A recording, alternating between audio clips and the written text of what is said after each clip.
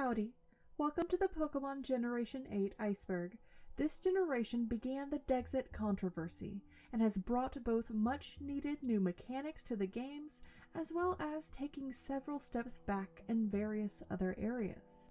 This Iceberg was initially drawn from GGD834 on Reddit. Some points have been combined for continuity, and additional points have been added.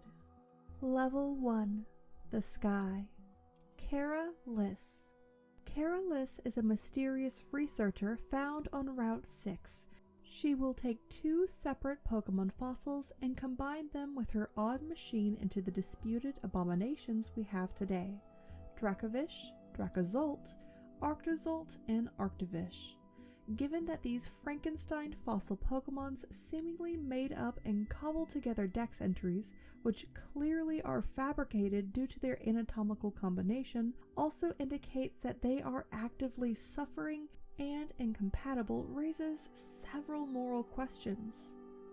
Arctovish's dex entries read, though it's able to capture prey by freezing its surroundings, it has trouble eating the prey afterward because its mouth is on top of its head, and the skin on its face is impervious to attack, but breathing difficulties made this Pokemon go extinct anyway.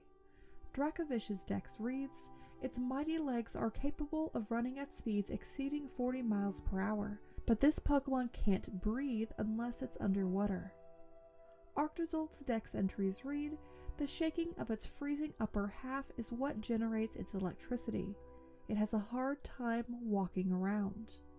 And this Pokemon lived on prehistoric seashores and was able to preserve food with the ice on its body. It went extinct because it moved so slowly. Finally, Dracozolt's dex entry reads, the powerful muscles in its tail generate its electricity. Compared to its lower body, its upper half is entirely too small. Again, all entries are fabricated, haphazard guesses, presumably based on the difficulties the Pokemon have now, particularly Arctovish's backwards head that makes breathing difficult.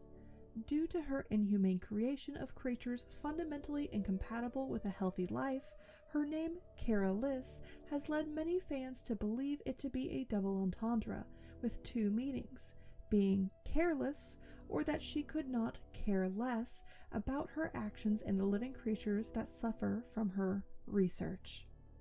Given her methods, Kara Liss could be a reference to what were known as the Bone Wars, or the Great Dinosaur Rush. Herein, paleontologist Edward Cope and Othniel March competed viciously with one another, utilizing dynamite to destroy their rivals' dig sites, or more specific to this point, quote, Cope and Marsh haphazardly assembled the bones of their own discoveries. Their descriptions of new species based on their reconstructions led to confusion and misconceptions that lasted for decades after their deaths. Oftentimes, the bones they found would be reconstructed poorly, perhaps with the skull of an Elasmosaurus being placed at the end of the tail instead of vertebra, or bones from different dinosaurs being mashed together. 2. Ghost Girl. In Hammerlock, the player can find a little girl standing alone. When she is spoken to, she will ask the player to deliver an old letter she hands you to a man named Frank, a boy she once fancied in Balonlee. Despite the old condition of the letter, nothing initially seems that odd. A little boy found in the town states, Frank, that's my granddad's name. And sure enough, Frank is discovered to be an old man who mentions knowing the girl, Paula, when he was a young lad, and her having an illness which she kept a secret as to just how ill she was, and he ended up moving away shortly thereafter. This now points to the girl, Paula, presumably dying as a child.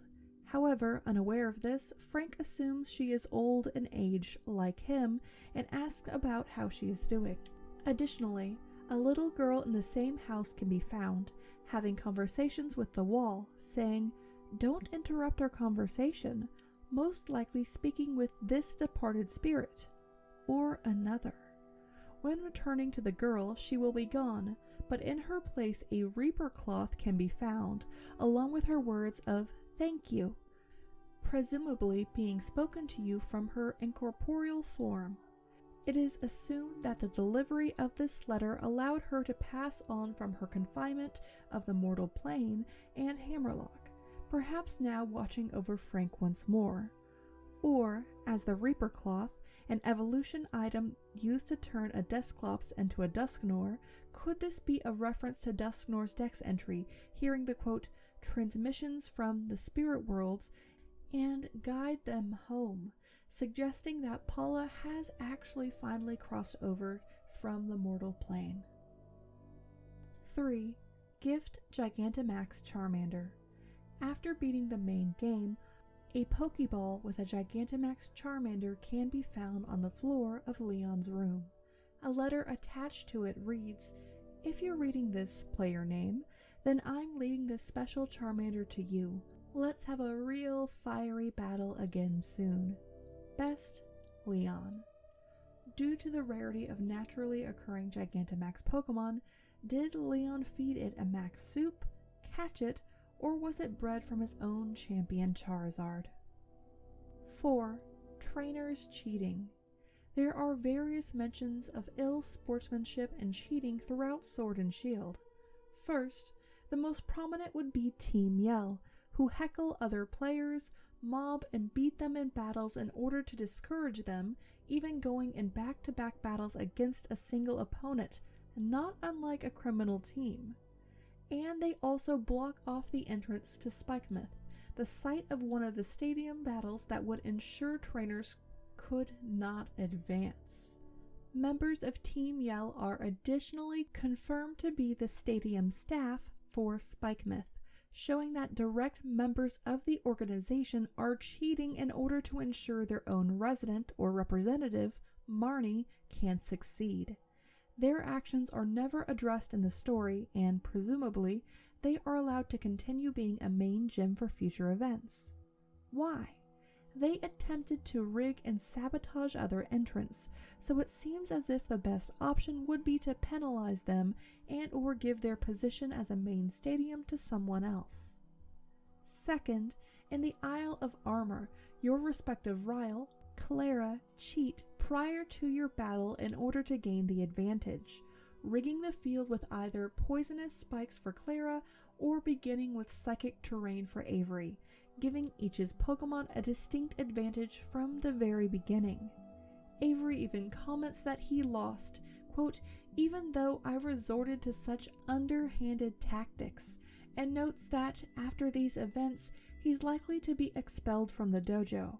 However, Mustard already realized that Avery was cheating, but still allowed the battle to continue, remarking that they didn't want to be beaten by their rival, that's all, and goes on to call them good and hard-working students. So, just because the rival really didn't want to lose to us, the player, cheating was tolerated to some degree. The only punishment they receive is looking after the Pokemon at the dojo for 6 months all by themselves. A paltry punishment given the brazen and underhanded tactics they utilize.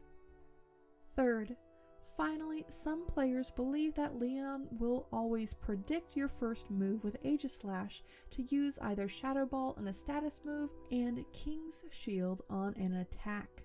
While various players have noticed this notion, others still have disregarded it, having not suffered it themselves. 5. Honey Battle. The younger wife of Master Mustard, Miss Honey, is able to be battled once per day after reaching the 1 million watts donated threshold. She will have either a Gigantamax Venusaur or Blastoise on her team, most likely meaning it was the one not chosen by the player, with her Pokemon being between levels 58 and 75, clearly showing that she is a seasoned and powerful trainer. When throwing a standard Pokeball, she throws it with such force that it distorts it. Additionally, her animation for a Dynamax Pokeball is particularly interesting. Most trainers, including the player, show the sheer weight of the ball, having to heft it to throw it any decent distance away. However, Miss Honey is able to one-handed throw it clear into the sky like a rocket. Despite her honey-sweet appearance, she is insanely, almost inhumanly physically strong. 6. Ending cutscene cursor. In a portion of the original ending cutscene, a computer mouse cursor can be seen moving across the screen about Rillaboom. Given the claim of a focus on quality in this generation, many fans piled on that the game was rushed and had various sloppy errors, such as this moment. 7. Teddy Ursa Charm. In a proto-model for the female character's starting bag, the protagonist has a Teddy Ursa charm hooked to it, despite that Pokemon not appearing in the final game nor its evolution. This implies that the removal of Pokemon, or at least some Pokemon, had not impacted development at this early stage, assuming a larger Pokédex was initially planned. It was removed in the following released prototype builds. Some players have suggested that this was one of the hints to the next game, Pokemon Legends Arceus, where Teddy Ursa, its evolution, and Ursaring's new evolution can be found. 8. Dexit. Perhaps the most controversial aspect of this generation is what became known as Dexit. With each successive generation, the ranks of the Pokemon swell, reaching 898 with Calyrex in the Crown Tundra DLC. However, it was revealed during the Nintendo Treehouse event that many Pokemon would not make a return to Generation 8 and could not be traded into the game if they were not already present in Sword and Shield's main Pokédex. Some Pokemon, which had traveled across games for many years, were now stuck in a form of limbo, either stuck in an older game or in the paid subscription service of Pokemon Home, with, generally, no way to trade them back, locking players into a cycle to ensure their Pokemon never disappeared by continuing to pay for the service. Given the claims of higher quality animations and the like as the reason for this cut, many fans quickly pointed out reused animations such as Hop and Howls, the title legendaries spinning about in place, or the trees, the graphic pop-ins, among many other aspects. The pushback from the community eventually warranted a response from Junichi Masuda, who stated, "Thank you to all of our fans for caring so deeply about Pokemon. Recently, I shared the news that some Pokemon cannot be transferred to Pokemon Sword and Pokemon Shield. I've read all your comments and appreciate your love and passion for Pokemon. Just like all of you, we are passionate about Pokemon and each and every one of them is very important to us. After so many years of developing the Pokemon video games, this was a very difficult decision for me. I'd like to make one thing clear. Even if a specific Pokemon is not available in Pokemon Sword and Pokemon Shield, that does not mean it will not appear in future games. The world of Pokemon continues to evolve. The Galar region offers new Pokemon to encounter, trainers to battle, and adventures to embark on. We are pouring our hearts into these games, and we hope you will look forward to joining us on this new journey." A statement which did not alleviate fans' ire. While the DLCs for the Isle of Armor and the Crown Tundra helped fill out the Pokédex, various favorites are still missing. In an article entitled "Every Pokemon Still Not in Sword and Shield" by Laura Gray in October 2021, over 200 Pokemon were still listed. While a large number of these Pokemon appeared in Pokemon Legends Arceus, they are still absent from the traditional mainline games. Level 2. The Tip. 9.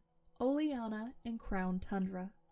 In the Crown Tundra, the player can hear from Peonia that a long-haired woman can be found at the graveyard night after night, looking for something.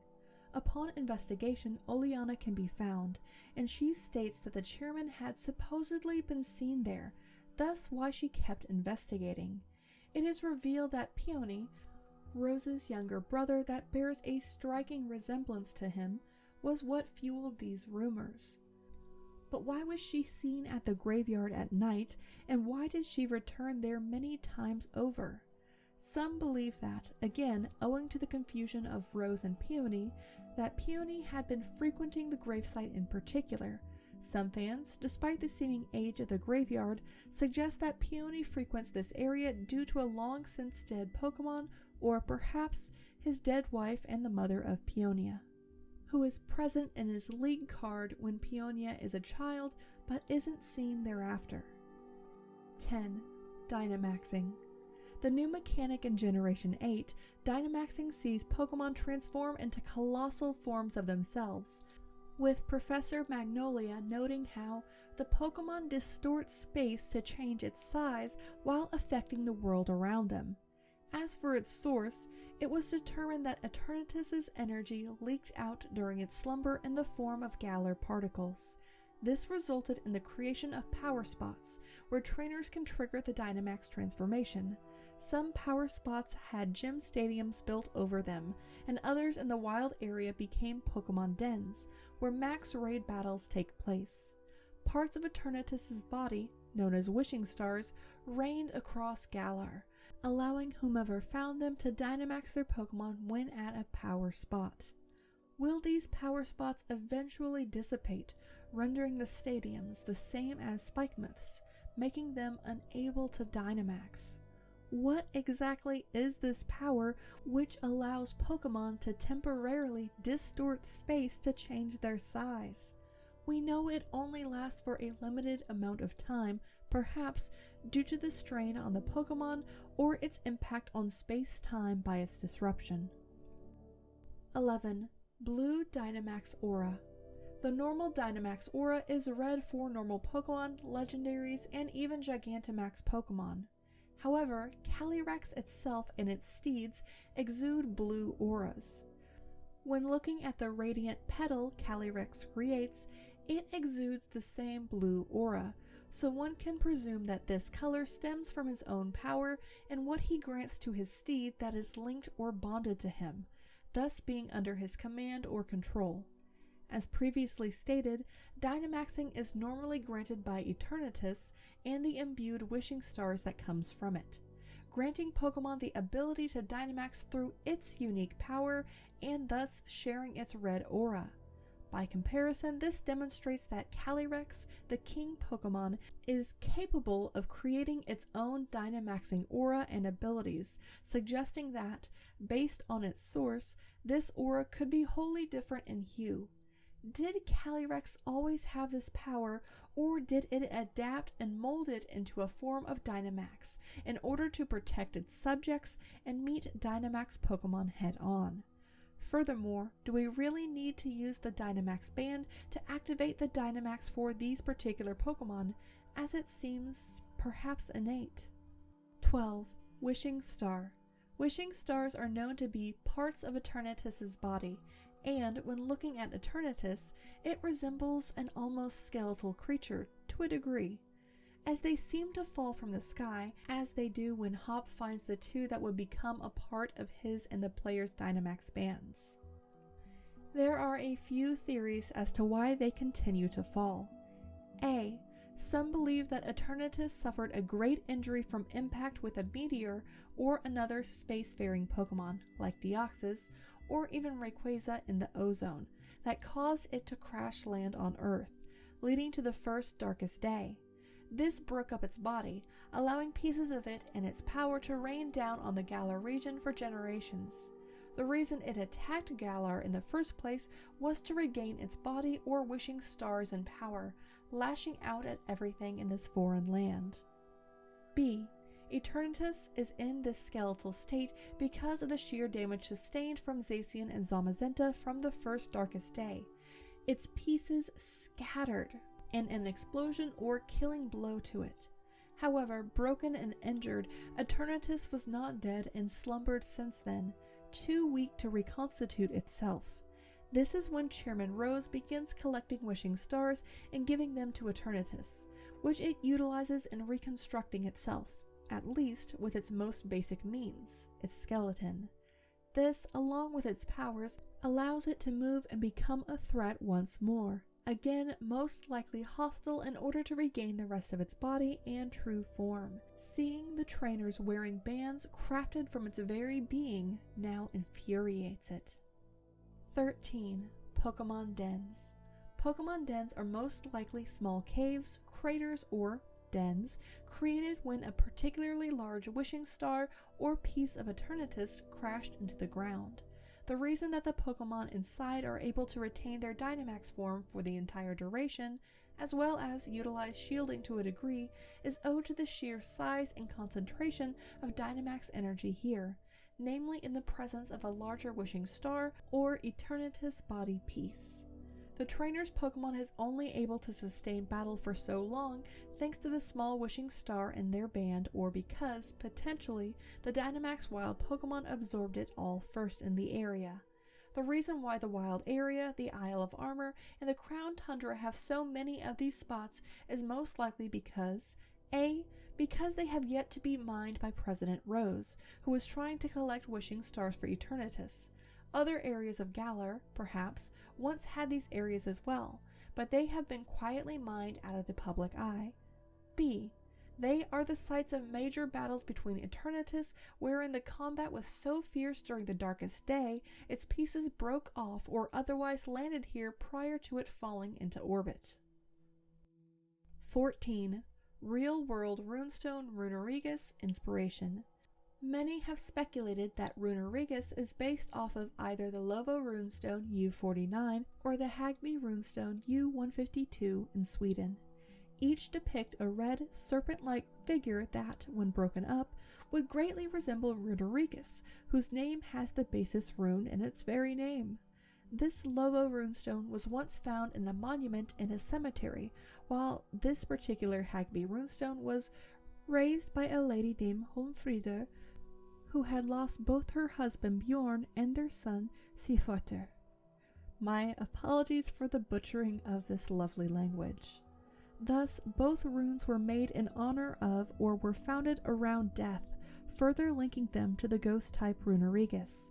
These runestones easily date back to the 11th century, with the Hagby runestone being written in Old Norse. This has led some to believe that this Scandinavian-rooted language suggests that Runerigus, or more specifically its former soul or life, was that of a Scandinavian trader or invader that came to the Galar region and was killed. Its pre-evolution, Yamask's, dex entries read, a clay slab with cursed engravings took possession of a Yamask. The slab is said to be absorbing the Yamask's dark power. And it's said that this Pokemon was formed when an ancient clay tablet was drawn to a vengeful spirit. In Runerigus' dex entries read, a powerful curse was woven into an ancient painting. After absorbing the spirit of a Yamask, the painting began to move. And never touch its shadow-like body, or you'll be shown the horrific memories behind the picture carved into it. Similar to Bennett, is this a powerful curse carved prior to the time of death so that, should a warrior fall in battle, their spirit can be revived at this location to exact vengeance? In order to evolve Yamask into Runerigus, the Yamask must sustain 49 plus damage from a battle and walk under the stone sculpture in the wild area. This is quite specific for an evolution. Why? Perhaps the Yamask with only a small piece of the carving and, due to the trauma or dissociation of death, it is not fully whole, as it is missing the rest of its memories or essence, hence the horrific memories in Runerigus' dex entry.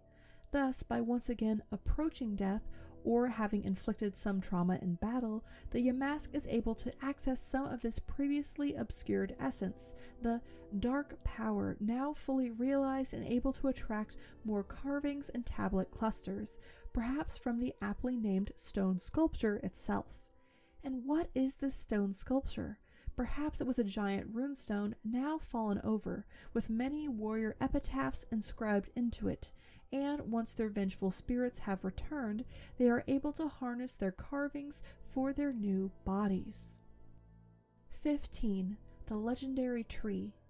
As in the Isle of Armor, we find evidence that a tree can be a source of Dynamax energy, perhaps owing to this particular tree's color and giant size and fruit. Could this be evidence that the roots of this tree soak up Dynamax energy of somewhat nearby dens, or that the energy has actually seeped into the soil? Or has a tree literally grown over one of these Pokemon dens, allowing Pokemon, even at the top of the tree, which eat its Dynamax-infused fruit, to share this ability? 16. Dynamax Greedent Battle. In a one-time battle, when shaking the legendary tree on Dynatree Hill in the Crown Tundra, a large Dynamax Greedent can be fought, without, of course, any help from NPCs or other players. After defeating it, a text box states, "The aftershocks of the battle cause a lot of berries to fall from the tree, normally equaling over 80 in total. As this seems to be a one-time battle, how long has this Greedent been hoarding food and feasting at the top of this tree, consolidating Dynamax energy?" 17. Mustard playing Pokemon Quest. Mustard can be seen playing Pokemon Quest on the Switch, as evidenced by the TV's boxy visuals and the observation that a lot of square Pokemon appear, one of many nods over the years of the existence of real-world Pokemon games in the Pokemon universe. As such, many fans believe this to be a delineation of why some games are non-canon or not in the mainline series, as they exist as games in the main Pokemon world. 18. Meaning of Gym Leader Numbers. As pointed out by Gaijin Hunter on Twitter, the Gym Leader numbers correlate to a form of wordplay in Japanese, creating words related to their typings. Milo's 831 is veggie, Nessa's 049 is swim, Melanie's 361 is cold, Hop's 189 is leap, etc. Considering all Gym Leader numbers in Galar seem to follow this trend, did they choose their number, believing they would one day vie for the position of Stadium Leader, or were they able to change it once they assumed the position? Or perhaps, does every Pokemon type get assigned a specific number that is assumed by its leader once it becomes a main stadium?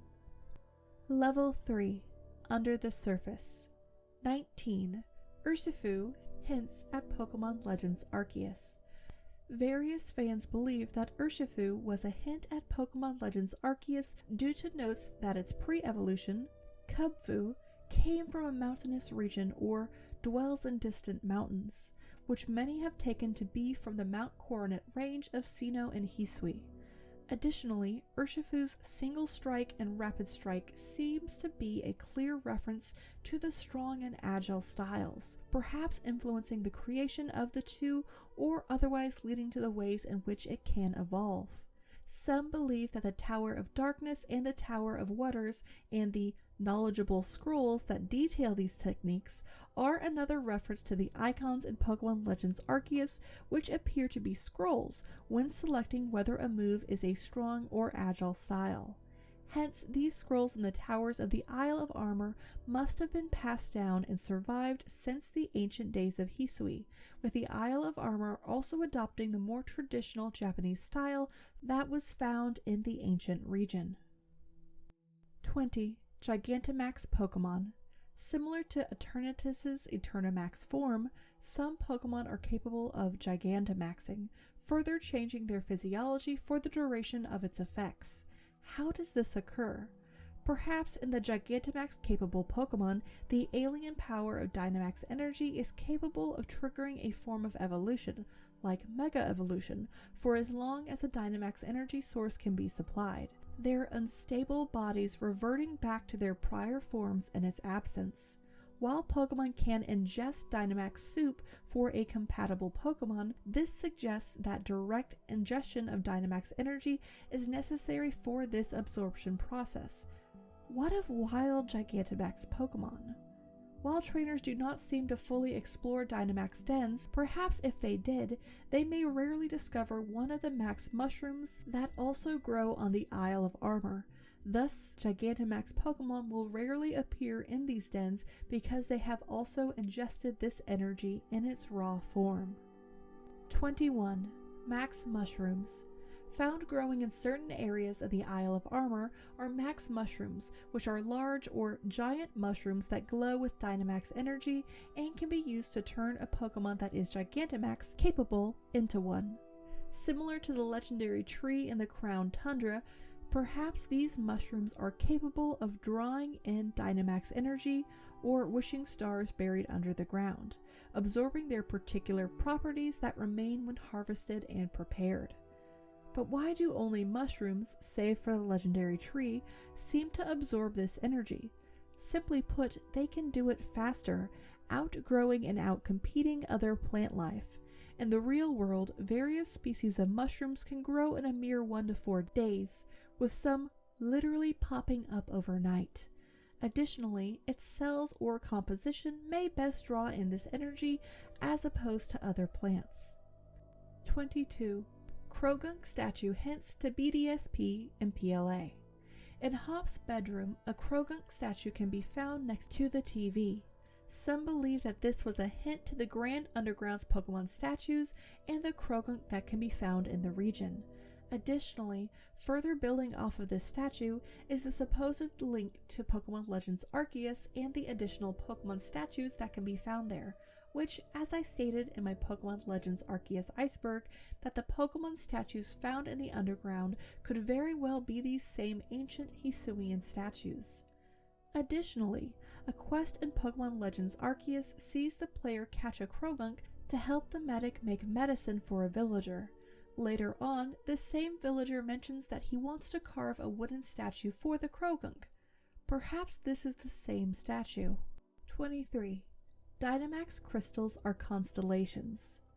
Dynamax crystals description states that it is an item that causes specific Pokemon to appear from the watchtower layer in the wild area until the end of the day. Of course, insert Pokemon with the specific Dynamax crystal being used. There are 300 varieties of Dynamax crystals, each named in the format of a star, one of the official 3-letter abbreviations of the IAU designated constellations, and a HR, Harvard Revised, number that identifies a star in that constellation in the Bright Star catalog. An example of this is AND 458, where AND stands for Andromeda and it references and draws forth Jangmo-O. Why do they use the abbreviations for constellations and a number to summon a specific Pokemon? These are event-exclusive items and must be given to the player. They cannot be found. Are they truly crystals from specific astral bodies and regions, perhaps brought to Earth as a result of the space alien Eternatus having drawn their energy or resources into itself, and creating what eventually became Dynamax crystals that were separated from its body? While wishing stars are mostly the harder purple of its bodies, could the crystals be the thin, red, glass-like crystal? In fact, the glowing light inside Eternatus's belly and chest looks like a star with a rotation of particles around it, like a mini solar system or galaxy. Could the Pokemon each react to a different Dynamax energy procured from different astral bodies, such as Jangmo-O in particular being attracted to AND 458? 24. Affleck Leak. The Affleck leak, so named thanks to the user's picture of a sad Ben Affleck, was a leak posted 6 months before Sword and Shield and before many details of the game had come out. It basically laid out the entire game, revealing Dynamax and Gigantamax, certain Pokemon and forms, the rivals' names, and the wild area, all before they were officially announced. The totality and accuracy of so much of this leak has made it infamous in the community. Level 4. Center of the Iceberg. 25. Applin's Body. Applin's body has a fully made model, most apparent in new Pokemon Snap. It is easily seen and it can actively come out of it, demonstrating the apple to be separate from itself. This raises so many questions. Do the apples or fluff fruit function as a shell as one would a snail, or is the Pokemon born with it? Do they create these apples or fruit, perhaps being killed before they may inhabit their cultivated prize or edible shell? Do they find this fruit naturally in the wild, burrowing inside of it? At that point, does the fruit decay with time, necessitating the regrowth of one or finding another? If they must harvest some, are these a seasonal fruit, meaning they would hibernate or be caught naked without it?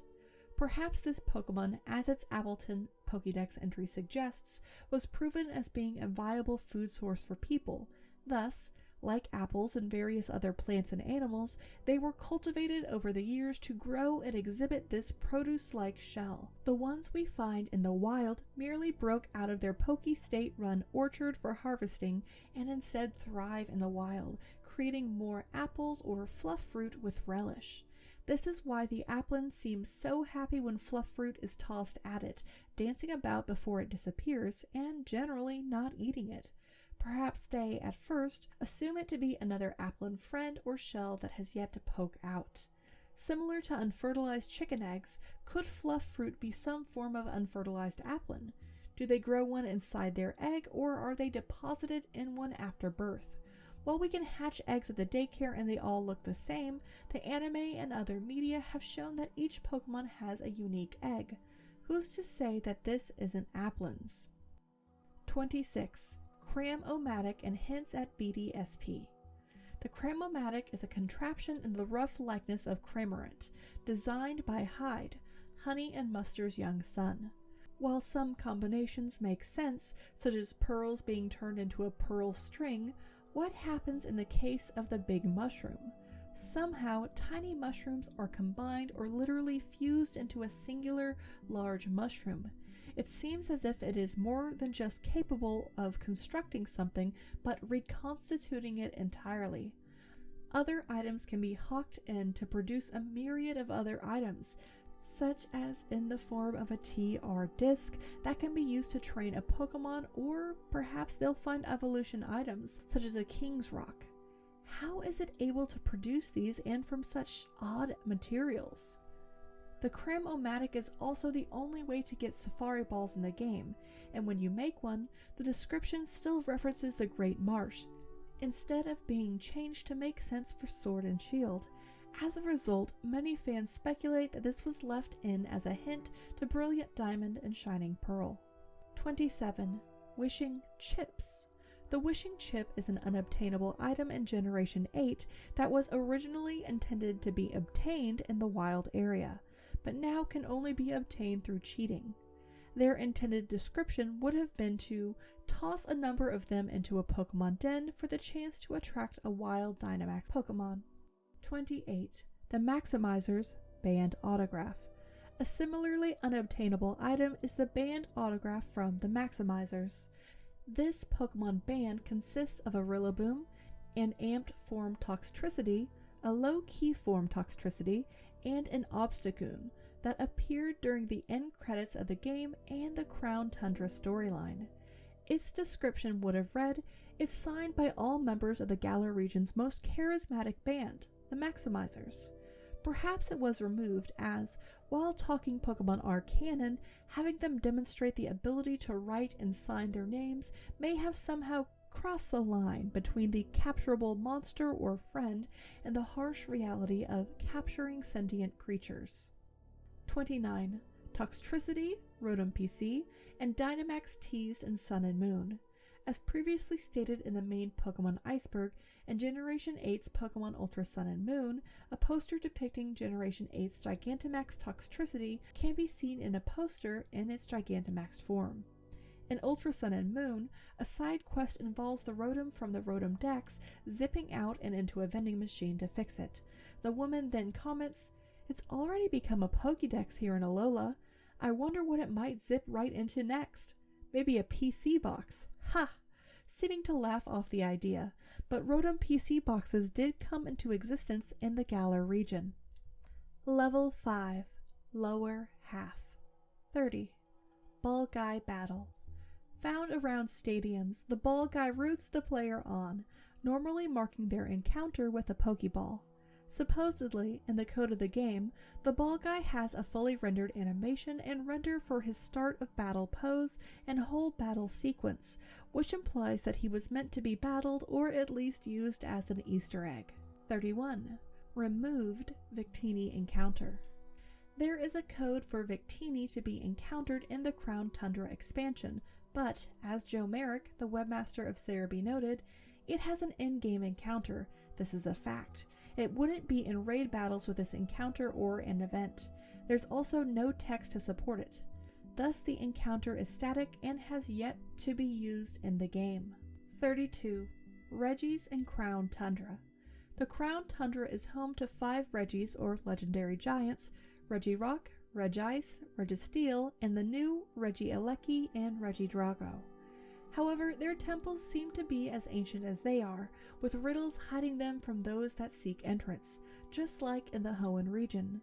The fan name of the golem Pokemon, referencing man-made golems, which are an animated being created entirely from inanimate matter, such as rock in Regirock's case, as its Shield Pokédex entry reads, cutting-edge technology was used to study the internals of this Pokemon's rock body, but nothing was found. Not even a brain or a heart. Simply put, all of the Regis were inanimate objects crafted from the elements or properties about them. Regieleki is odd as, instead of a tangible rock, steel, or ice, it is electricity, and Regidrago, which is a dragon type. Similar to fairy type, what exactly is the essence of a dragon type? Many have commented on how Regidrago's arms make up the top of a draconic skull in its lower jaw, as its sword dex entry reads, an academic theory proposes that Regidrago's arms were once the head of an ancient dragon Pokemon. The theory remains unproven. Perhaps its red innards, the solidified core of flesh underneath, also point to it being the deceased or inanimate form of a dragon Pokemon, reanimated as a golem to serve its purpose. While the other Regis can work with their given element, what is Regidrago for? Perhaps its use was purely defensive or offensive in nature, posing a threat to most Pokemon, particularly fellow dragon types. Additionally, as each of these Regis have 7 dots for eyes, some fans believe we may see a final 2 in the future to complete the set, so to speak. Others believe many more, one for each of the known Pokemon types, will be found, a reference to a potential time when humankind attempted to create life and unique Pokemon for their own. While the Regis in Hoenn are found in odd places, the Crown Tundra seems to feature them in more specific temples. Could the ruins and the people that once lived here and worshipped Calyrex have made them, perhaps sealing them away to prevent their power from finding its way out into the world once more? 33. Gigantamax Swords of Justice.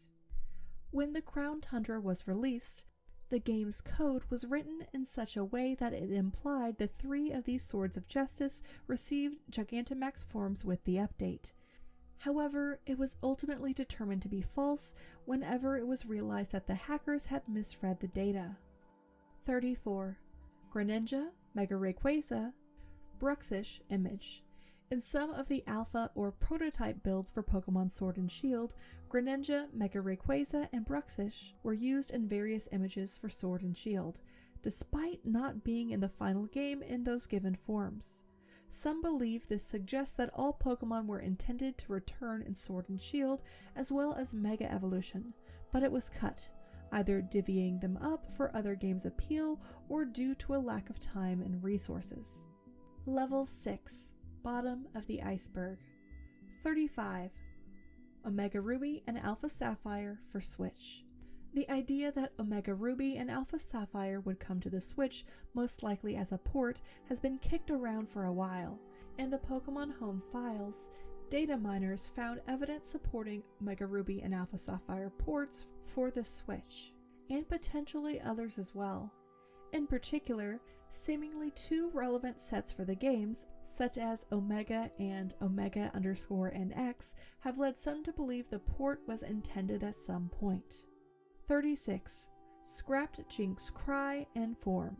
In Pokemon Home, it was discovered that Jinx had an alternate cry that was distinct from past iterations as well as Dynamax Pokemon files. As a result, many speculate that Jinx would have had a Mega or Galarian form that was ultimately scrapped. As for the reason, Jinx has been the subject of controversy before, necessitating its appearance change from black to purple skin. Perhaps prior to fully realizing this Pokemon in-game, the company may have feared additional backlash or a refocus on this Pokemon, its history, and why it, as opposed to other Pokemon, received a Galarian form. 37. Swords of Justice, Zacian and Zamazenta Connection. This is a theory previously covered on the Generation 5 Iceberg. If you'd like to skip this, please go to the time marked on the screen. As covered by Ben Lemro in Pokemon Theory, Zacian and Zamazenta's Secret History in Unova, it states, Zacian and Zamazenta rested after the darkest day, and it seemed they remained in hibernation all the way until the events of the current game. The human heroes who fought alongside them hid away all knowledge of their existence. For 3,000 years, Galar forgot they ever lived. So when a new darkest day is about to happen, Sonia can't find any information on them in any of Galar's books. That's when she decides to look elsewhere. Listen, I dug into some literature from other regions, and I finally found something. Mentions of the sword Pokemon Zacian and the shield Pokemon Zamazenta. The writing said that these two Pokemon were born somewhere beyond the Slumbering Weald sometime long, long ago. Sonia figured out where to find the sleeping legendaries by reading a book from a different region. Some other region out there knows about Zacian and Zamazenta, but which one? In the Crown Tundra, we encounter Sonia again, and this time she's hot on the trail of Cobalion, Terrakion, and Virizion. These three weren't chosen randomly. Most returning legendaries in the DLC are confined to Dynamax Adventures, but these Gen 5 legendaries get special treatment, and the Swords of Justice quest is even more fleshed out than the hunt for the new legendary Galarian bird trio. Why is that? Cobalion, Terrakion, and Virizion are known as the Swords of Justice in the Unova region. While you were off completing your gym challenge, Sonia was trying to uncover the truth about the Darkest Day. After discovering the hidden statues in Stow-on-Side, Sonia began researching legendary Pokemon connected to swords and shields. It makes perfect sense that this would lead her to the legends of Unova, and in those legends, the Swords of Justice protected Pokemon from the effects of a war against humans. As a result, Cobalion, Terrakion, and Virizion distrust humans to this day.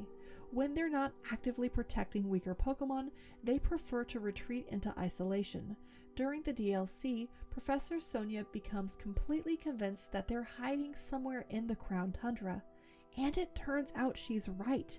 It's a quiet place with relatively few humans. But there are plenty of places like that in the Pokemon world. Why is Sonia so sure that they'd come to Galar? It's because she already found a connection between the Swords of Justice and Zacian and Zamazenta. Think back to what she said about her research. This other region she talks about knows that Zacian and Zamazenta were born somewhere beyond the Slumbering Weald. And what's beyond the Slumbering Weald? The Crown Tundra.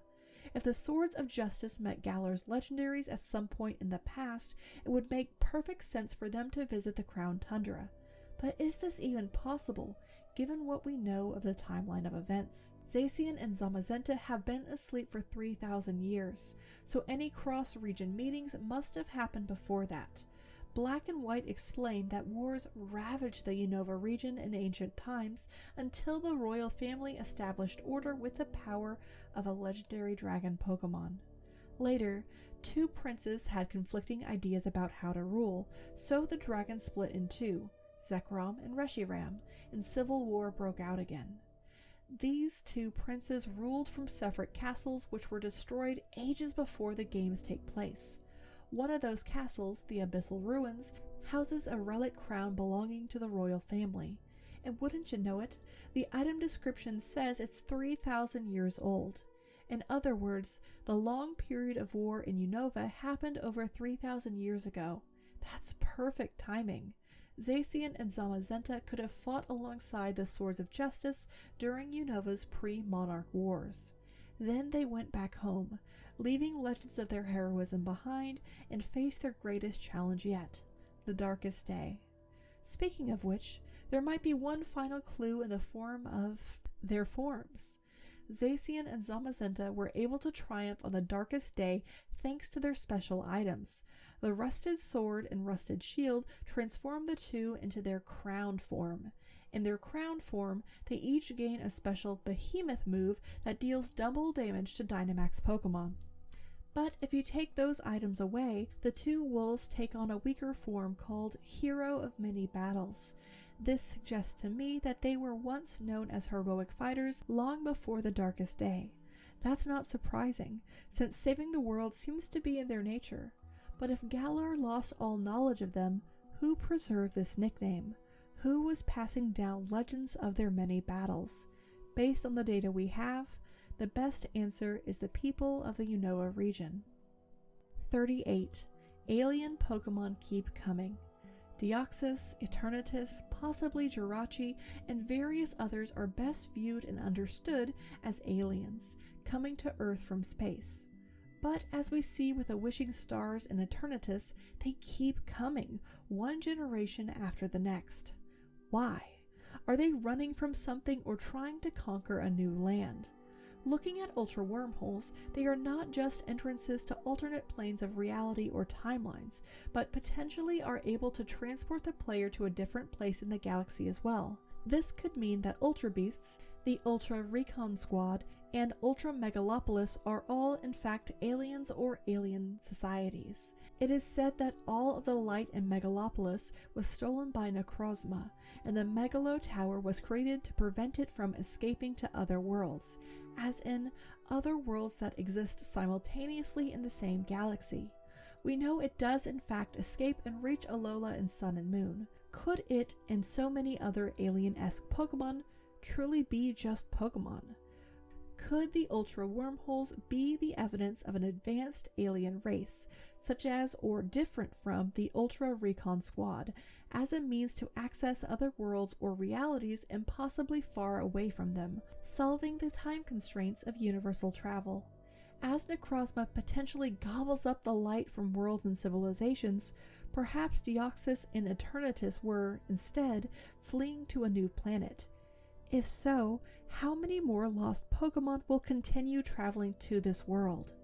One theory suggests that all Pokemon are in fact aliens that appeared through Ultra Wormholes, adapting to life on Earth and outcompeting other animals, leading to their decline and extinction, which explains why we do still see real-world animals in the Pokemon world, albeit at a dwindling population. 39. Uniqlo Shirt Contest. The Uniqlo Shirt Contest was hosted by the Japanese company Uniqlo that asked players to submit original t-shirt designs for the chance of the winner receiving $10,000, as well as the design being featured in Sword and Shield. The winner's design features a stylized Gyarados with a trio of Magikarp underneath and additional wave detailing. However, the winner was disqualified due to the design not being in accordance with the terms of the competition, leading many to believe that this was due to the artist using the design for commercial purposes outside of this event.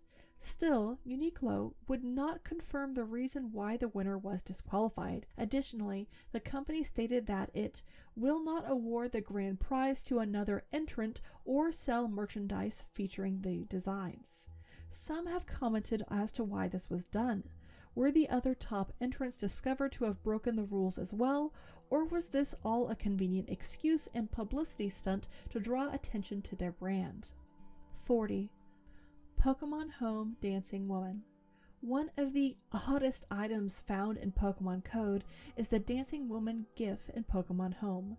From version 1.0.0 to version 1.0.2, a GIF of a woman dressed as Vocaloid Miko can be seen dancing and accidentally hitting a chibi model of Vocaloid Rin with her derriere. In the meta sense, this was most likely a coder leaving in a joke to appear or just trying to entertain themselves at work. On the other hand, this was intentional and not a glitch, and it did ultimately find its way into official coding released in a Pokemon game or system, so, as some joke, Vocaloids are canon in the Pokemon world. A few significantly less strange gifts were also present up to version 1.0.2, featuring Pikachu's animations ripped straight from Generation 7 games. 41. Max Lair. What is the Max Lair and how does it work? It seems to be an underground cave system, lair, or den in which various Dynamax Pokemon and legendary Pokemon can be found. Some believe that the visuals may resemble the dens we normally see, albeit the Dynamax power present here is capable of sustaining various Pokemon's transformations. Perhaps the legendary Pokemon are drawn to the Galar region, specifically the Crown Tundra, due to this energy emanating here, where it is so finely concentrated. But for what purpose? Do they wish to stop or absorb it themselves? We also find Ultra Beasts within the Max Lair as well, perhaps hinting that either the Max Lair has been breached by Ultra Wormholes, or the Ultra Beasts that escaped in Alola have similarly made their way here, now loose upon the world.